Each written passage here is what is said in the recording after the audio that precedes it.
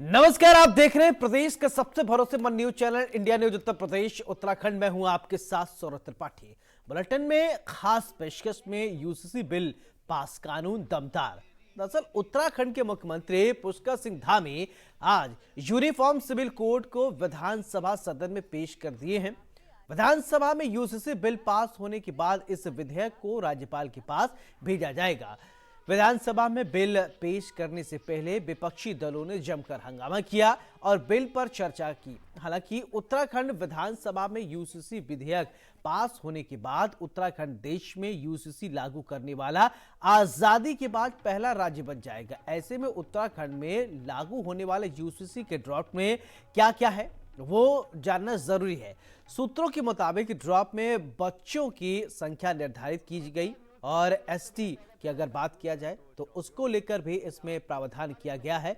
और साथ ही साथ आपको बता दें कि इस पूरे ड्राफ्ट की अगर बात करें तो कई सारे प्रावधान किए गए हैं और साथ ही कई ऐसी बातें निकल कर सामने आई हैं जिनके विषय में हम आज चर्चा करेंगे। और खास बात अगर करें तो एसटी ट्रांसजेंडर के मामले में छेड़छाड़ नहीं की गई। इसके साथ ही धार्मिक और परंपराओं से भी छेड़छाड़ नहीं की गई है, जबकि लिव इन रिलेशनशिप कानून के दायरे में रखा गया है, लेकिन इसके लिए पहचान उजागर करना जरूरी है। वहीं शादी की उम्र बढ़ाने जैसे कोई प्रावधान नहीं है, जबकि हलाला और इद्दत पर रोक की सिफारिश की गई है। और वहीं इस मामले को लेकर एक तरफ जहां पर बीजेपी का अपना दावा है तो वहीं दूसरी तरफ कांग्रेस इस मुद्दे को लेकर सरकार पर हमलावर है। ऐसे में जनता का क्या कुछ कहना है, क्या वो हम आपको बताएंगे। वहीं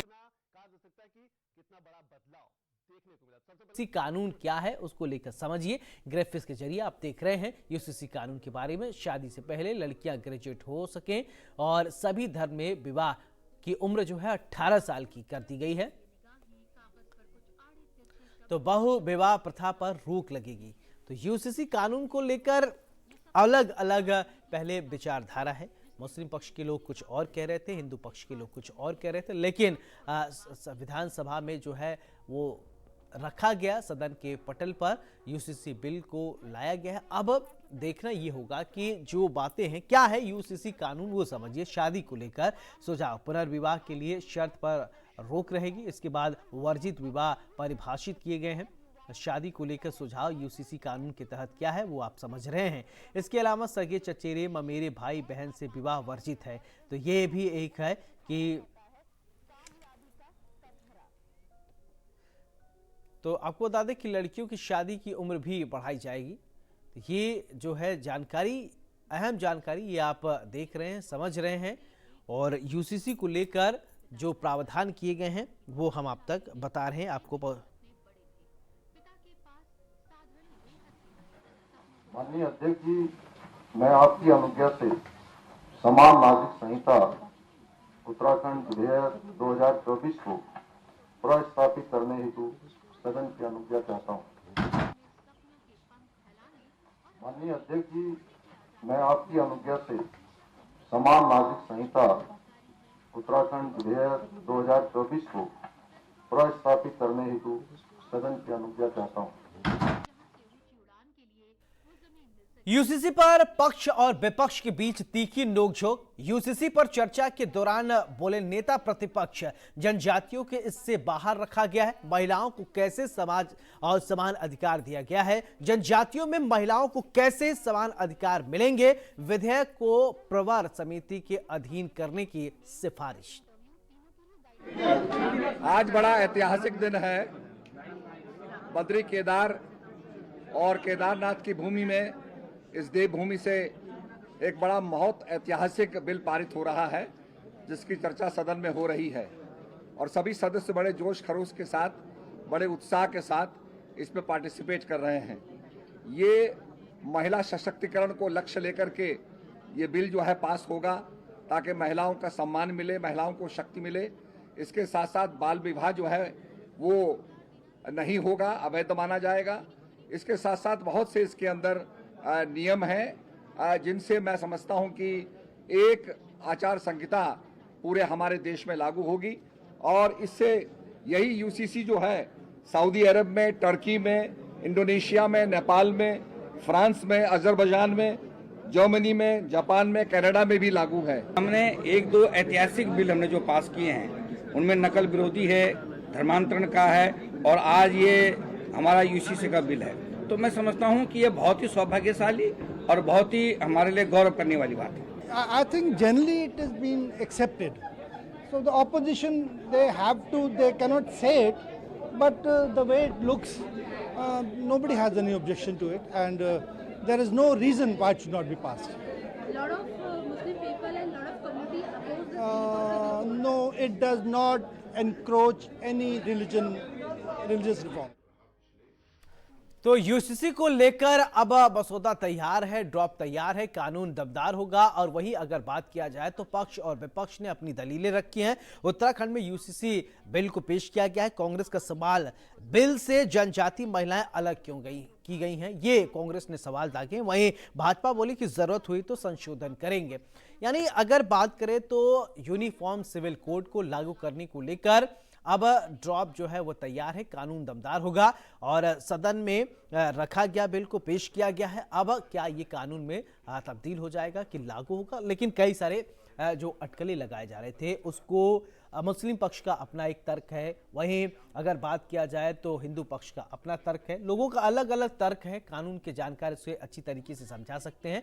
बहरहाल अगर बात किया जाए तो बीजेपी ने अपनी दलील दी है, कांग्रेस ने अपनी बातें रखी है। अब देखना यह होगा कि यूसीसी जब लागू हो जाएगा तो क्या अमूलचूल परिवर्तन होगा। बहरहाल हमारे साथ मेहमान जुड़ गए हैं, सबसे पहले परिचय करवाते हैं, फिर इसके बाद चर्चा की शुरुआत करते हैं। रविंद्र वाल्मीकि, प्रदेश प्रवक्ता बीजेपी, हमारे साथ हैं, बहुत बहुत स्वागत है। प्रशांत सिंह अटल, वरिष्ठ अधिवक्ता आप हैं, बहुत बहुत स्वागत है। आशा टमटा, वरिष्ठ कांग्रेस नेता हैं, बहुत बहुत स्वागत है। मोहम्मद शाफिन कुरैशी, मुस्लिम स्कॉलर आप हैं, बहुत बहुत स्वागत है। चर्चा की शुरुआत प्रशांत सिंह जी मैं आपसे करना चाहता हूं कि आप वरिष्ठ अधिवक्ता हैं, आप समझा सकते हैं यूसीसी कानून को, पहले आप समझाएं, फिर इसके बाद हम चर्चा की शुरुआत करते हैं, अन्य गेस्टों के पास जाएंगे।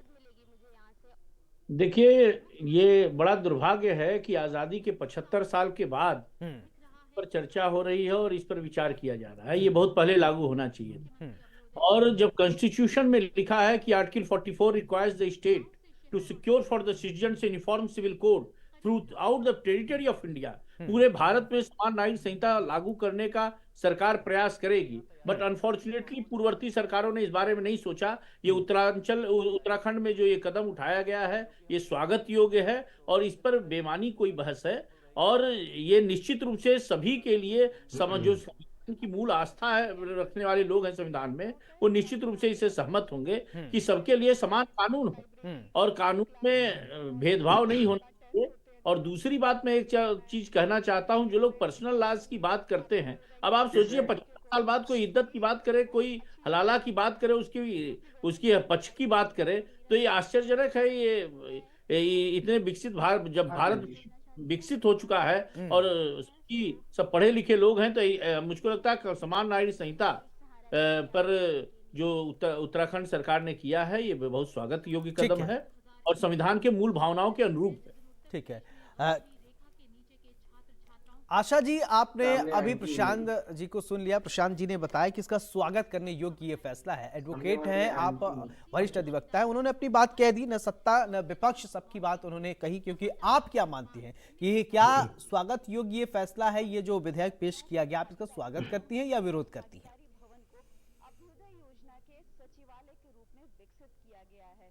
अनम्यूट कीजिए आशा जी।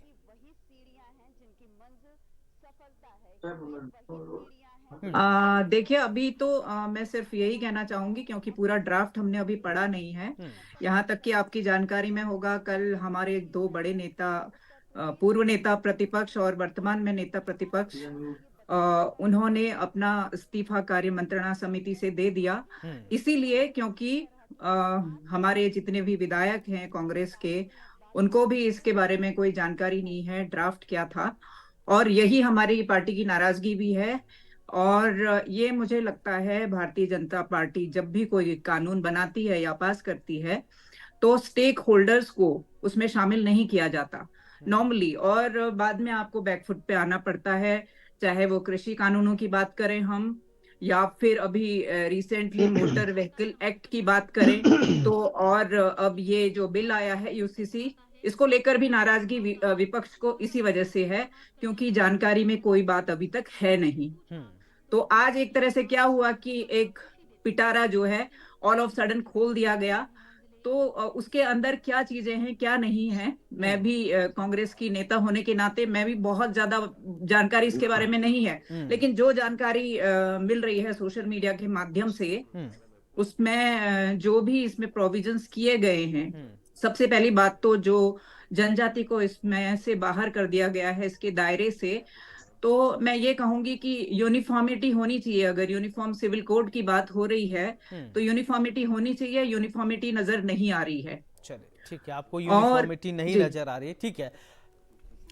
शाफिन जी आप ठीक है मैडम, आपकी बात है। शाफिन जी आप क्या सोचते हैं, जैसा कि आप आशा जी कह रही हैं, आप उससे इत्तेफाक रखते हैं, या फिर प्रशांत जी ने जो शुरुआत में ही कह दी ये पहले लागू हो जाना चाहिए था, उस पर आप सहमत हैं? सबसे पहले आप सभी को मेरा सलाम नमस्कार जी। जैसा कि प्रशांत जी ने बहुत अच्छी बात कही कि कोई चीज अगर भारत के हित में है, देश के हित में है, तो उसको होना चाहिए। लेकिन मसला यह है कि भाजपा सरकार बहुत जल्दबाजी में फैसले करती है। प्रैक्टिकली वो इतना साउंड नहीं होते कि बस चीजों को थोप देना चाहते। जैसे कि मैडम ने भी बताया कि व्हीकल वाला भी लेके आया, ठीक है, उसमें देखिए फिर विड्रॉ करना पड़ गया जी। किसान बिल लेके आए। जो बिल ये लाते हैं, जिनके लिए लाते हैं, उनको समझ नहीं आता। इनके जुड़े हुए संगठन वो समझा समझा के थक जाते हैं कि ये आपके हक का है, लेकिन जिसके लिए बनाया गया उसको समझ में नहीं आ रहा कि मेरे हक में कैसे। एक बात तो मैं भाई, यूसीसी का मतलब ये है कि सिमिलैरिटी है ना, तो क्या ट्राइबल्स को जो हक मिलते चले आ रहे हैं, जो रिजर्वेशन मिला हुआ है, क्या वो ट्राइबल्स का रिजर्वेशन खत्म होगा?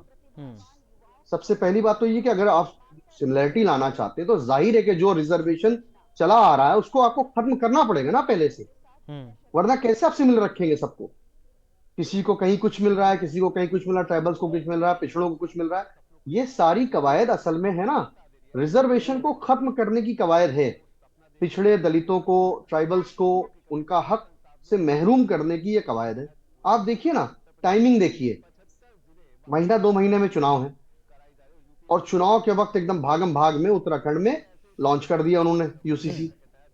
अब लॉन्च कर दिया, चलिए ठीक है, ड्राफ्ट तो मैंने पढ़ा नहीं भी क्या क्या उन्होंने किया है, क्या करेंगे।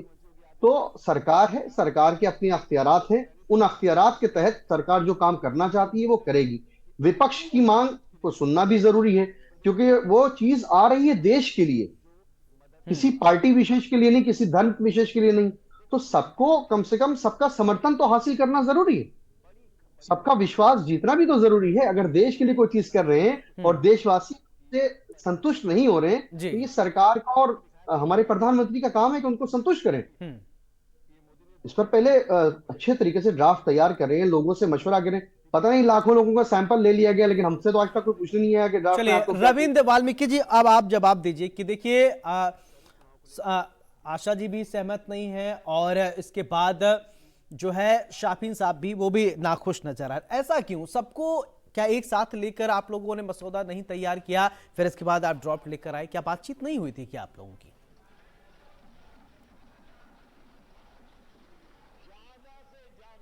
रविंद्र जी अपने आप को अनम्यूट कीजिए प्लीज।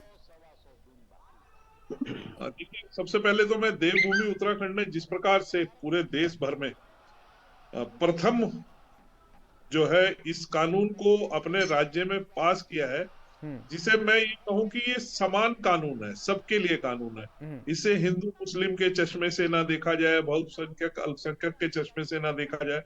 ये एक तरीके का अधिकार देने वाला कानून है, ना कि अधिकार लेने वाला कानून। एक लंबे समय से एक वर्ग को इस अधिकार से वंचित रखा गया, महिला अधिकार, बाल अधिकार से वंचित रखा गया। आज उत्तराखंड प्रथम राज्य बन गया है इन अधिकारों को देने का। मैं माननीय पुष्कर सिंह धामी जी को, भारतीय जनता पार्टी की सरकार को, और उन विशेष करके उन समिति के लोगों को जिन्होंने इस ड्राफ्ट को तैयार किया, 2-2.5 साल का समय लिया, तमाम तरीके की जो है ऑनलाइन हो, चिट्ठी पत्र हो या सभाएं करके सबका जो है मन के विचारों को सुना हो और उसके बाद ये ड्राफ्ट लाए हो। ये देखिए, इसमें किसी भी प्रकार का कोई कहीं से कहीं तक ना करने का, रिजेक्ट करने का तो मुझे नहीं लगता कोई कारण है। ये विवाह के लिए है, तलाक है, गुजारा भत्ता है, उत्तराधिकारी है और गोद लेने वाली जो है उसको, इन सब चीजों को लिया गया है। इसमें किसी का अधिकार छीना नहीं गया है। जो बार बार तर्क दे रहे हैं और वो भी तर्क दे नहीं पा रहे हैं। देखिए, शफीन कुरैशी जी ने इसका स्वागत किया। वो कहते हैं ये तो मानने को तैयार है कि हाँ भाई देखिए, किसी के लिए अच्छा कुछ ये बता दीजिए कि जनजाति महिलाओं को अलग क्यों रखा गया है, और कांग्रेस भी यही जानना चाहती थी कि आपने कहा कि बाद में अमेंड किया जाएगा, संशोधन किया जाए, क्यों उन्हें अलग रखा गया? कोई रीजन, अगर ठोस वजह हो तो बताएं। देखिए, देश की जनता तो कांग्रेस से ये भी पूछना चाहती है कि जब हिंदू एक्ट बिल लेकर आए ये सन 48 में, जब इसको लेके चर्चा शुरू हुई तो एक बड़े वर्ग को इससे अलग क्यों रखा गया? नहीं, अभी आप कांग्रेस पुरानी अभी बताइए ना, अभी आप लोग रखे होंगे तो कुछ सोच के रखे होंगे, तो अगर जो आपकी सोच होगी वो बता दीजिए कि हम इस सोच की वजह से जनजाति महिलाओं को अलग रख दिए हैं, वो सोच तो बताइए दर्शकों को। देखिए, जनजाति महिलाओं में ऐसी कोई ये वो अधिकार वो नहीं है कि जिससे कि उनको उनके अधिकारों को हनन हो रहा हो। कई जनजातीय क्षेत्रों में देखेंगे जहां महिलाओं को प्राथमिकता से रखा जाता है। बहुत सारे ट्राइबल्स एरिया है जहां महिलाओं को सुपर माना जाता है, महिलाओं का अधिकार पुरुषों से ज्यादा है। लेकिन एक वर्ग का, देखिए, एक बहुत बड़ा शाहबानों का मसला हुआ था इस देश के अंदर, उसने पूरे देश को झंगोर के रख दिया था। एक 60 साल की महिला अपने गुजारा भत्ता लेने के लिए हाई कोर्ट होते हुए सुप्रीम कोर्ट पहुंची। सुप्रीम कोर्ट में जाके उसको ये कहा गया कि भाई इसका गुजारा भत्ता मिलना चाहिए। इसके 5 बच्चे, 60 साल की औरत, जिसे एक सिर्फ लफ्ज को कह के एक व्यक्ति ने कह दिया कि ये हमारे कानून में प्रावधान नहीं है, इसलिए हम ये भत्ता नहीं दे सकते। उसको सुप्रीम कोर्ट ने कहा नहीं, ये ऐसा नहीं हो सकता। तो आप बताइए ना, आज तक क्या किसी ट्राइबल से आपको इस प्रकार की कोई घटना पता लगी है? और हजारों सैकड़ों मामले हैं जहां नमक कम होने पे, चीनी ज्यादा होने पे, वो सब पुरानी बात ही नहीं, आज का मैं समझना चाह रहा था कि दर्शक भी हमारे समझ पाते कि आप तो पुराने मामले से जोड़कर कोरिलेट कर रहे हैं। मैं वो नहीं समझना, मैं ये जानना चाहता हूँ उसकी वजह पीछे कोई ठोस वजह आप लोग बताएं तो, ताकि अब हमारे कांग्रेस भी प्रवक्ता है और मुस्लिम स्कॉलर वो भी समझ सके, और नहीं अगर आप समझा रहे हैं तो ठीक है, प्रशांत जी ही समझा देंगे। मैं आपको बताऊं क्या बात है। देखिए, जो सोच होगी विधायिका की कि 2.9% जो पॉपुलेशन जनजातियों की है उसको अलग किया जाए, वहाँ एजुकेशन का लेवल वो नहीं है, उनके रहन सहन का स्तर वो नहीं है, आगे उनको भी शामिल किया जाए, इसमें कोई दो राय नहीं। क्योंकि मूल भावना यही है कि सबके लिए बराबर कानून होना चाहिए। जहां तक ये बात कही गई कि आनन फानन में कानून लाया गया है, तो 174 आर्टिकल में प्रोविजन है कि आप गवर्नर चाहे तो इमरजेंसी में या आवश्यकता पड़ने पर सेशन बुला सकता है, उसमें वो किया गया। और ये आनन फानन में नहीं हुआ, एक कमेटी बनाई गई सुप्रीम कोर्ट के रिटायर्ड जज के नेतृत्व में, उसके बाद करीब 2.33 लाख लोगों के सजेशन मांगे गए और आए इतने, 60 मीटिंग्स हुई और करीब 60,000 लोगों से इंटरेक्शन हुआ, उनसे सुझाव लिए गए। उसके बाद उत्तराखंड में ये कानून लाया गया है। और इसमें अगर कहीं कोई कमी रह जाती है तो ये विपक्ष को या किसी विधायक को या किसी सरकार को आवश्यकता पड़ने पर आवश्यक संशोधन किए जा सकते हैं, पर इस दिशा में चलने के लिए रोका जाए ये ठीक नहीं।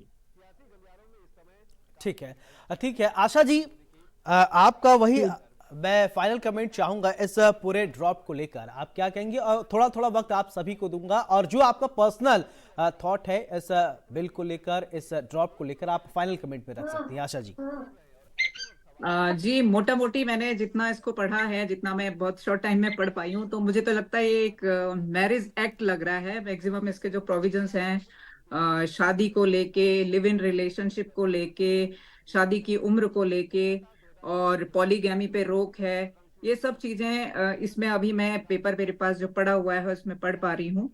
तो इसमें बहुत ज्यादा मुझे कुछ लग नहीं रहा है कि यूनिफॉर्म सिविल कोड के जितना हम एक्सपेक्ट कर रहे थे, क्योंकि जैसा अभी हमारे आपके इंडिया चैनल वालों ने बताया कि इतनी मीटिंग्स हुई, उसके बाद लोगों से आपत्तियां मांगी गई, और उसके बाद अगर एक तो बात मैं ये कहना चाहती हूँ कि मैं फुल ड्राफ्ट पढ़ूंगी तभी मैं कुछ कह पाऊंगी चलिए इस बारे ठीक में। है, आप और थोड़ा पढ़ दूसरा, लीजिएगा, थोड़ा जल्दी एक पढ़ चीज, ली होती तो थोड़ा अच्छा रहता। बहरहाल चलिए जी शाफिन जी साहब, जी, ठीक है शाफिन जी, क्योंकि फाइनल बहुत कमेंट। आउट ही नहीं हुआ, ठीक अभी अभी मिला है हमें इसका ठीक है, पढ़ ड्राफ्ट, लीजिएगा, तो फिर हम आपसे जी चर्चा कर लेंगे, पूछ लेंगे जी शाफिन जी साहब। जी। ठीक है, बोलिए फाइनल कमेंट। जी नहीं, वही मैं जानना चाह रहा हूँ कि चीजों को लोगों को, देश के जनता को विश्वास में लेना बड़ा जरूरी है किसी भी कानून के लिए। जिनके लिए बनाया जा रहा है उनकी भलाई के लिए बनाया जा रहा है, लेकिन उनको समझना भी जरूरी है। और देश के अन्य मुद्दे बहुत जरूरी हैं, महंगाई, बेरोजगारी, भ्रष्टाचार, काला धन, और जो हमारी भारतीय संस्कृति पे चोट करता हुआ सबसे गंदी चीज है लिव इन रिलेशनशिप। चाहे हिंदू समाज हो, चाहे मुस्लिम समाज हो, चाहे सिख हो, चाहे ईसाई, अगर हम वेस्टर्न कल्चर को छोड़ दें तो यहाँ हमारे भारत की ये परंपरा तो कहीं नहीं रही कि किसी स्त्री को कोई अपनी जरूरत के तहत इस्तेमाल करे और जब उसका दिल भर जाए उसको छोड़ दे। तो ये इन ठीक है, चीजों पे लगाम लगाने की जरूरत है ठीक है जो हमारी प्रशांत जी, संस्कृति को इस बर्बाद पूरे कर रहे ड्रॉप हैं। को लेकर फाइनल कमेंट आप बता मैं दीजिए, आप जो सोचते हैं, क्योंकि शुरुआत भी मैंने आपसे किया, मैं सोचता हूँ क्लोजिंग भी आपसे किया जाए। देखिए, बहुत सकारात्मक कदम है, और ये विवाह से संबंधित नहीं है, ये संपत्ति से भी संबंधित है, उत्तराधिकार से भी संबंधित है, रहन सहन से भी संबंधित है, और देश को आगे ले जाने वाला ये कानून है, इसका ठीक है, स्वागत। रविंद्र जी फाइनल कमेंट प्लीज, कम शब्दों में। देखिए, मैं बिल्कुल इसे कहना चाहूंगा कि जो काम बहुत समय पहले आजादी के बाद हो जाना चाहिए था, आज हम बहुत लेट हैं। आज ठीक है, उत्तराखंड ने ये काम करके दिखाया। इसमें आगे भी अगर कहीं कोई चीजें जुड़नी होंगी तो वो अमेंडमेंट के तहत आगे जुड़ी जाएगी। चलिए ठीक है, रविंद्र जी बहुत बहुत शुक्रिया आपका, प्रशांत जी आपका भी बहुत बहुत शुक्रिया, आशा जी आपका भी शुक्रिया, मोहम्मद शाफिन कुरैशी जी आपका भी बहुत बहुत शुक्रिया। ड्राफ्ट तैयार है, कानून दमदार होगा। कुछ लोगों को आपत्ति, कुछ लोगों ने कहा कि अभी हमने ड्राफ्ट पढ़ा नहीं है, कैसे बोल दें, कांग्रेस के प्रवक्ता ने, आशा जी ने ये कहा है। बहरहाल अब उनको पढ़ लेना चाहिए, फिर इसके बाद फिर चर्चा होगी, और फिलहाल अब देखना ये होगा कि लोगों को इसको लेकर फायदा होता है, यानी उत्तराखंड के लिए एक सकारात्मक पहल है। नमस्कार।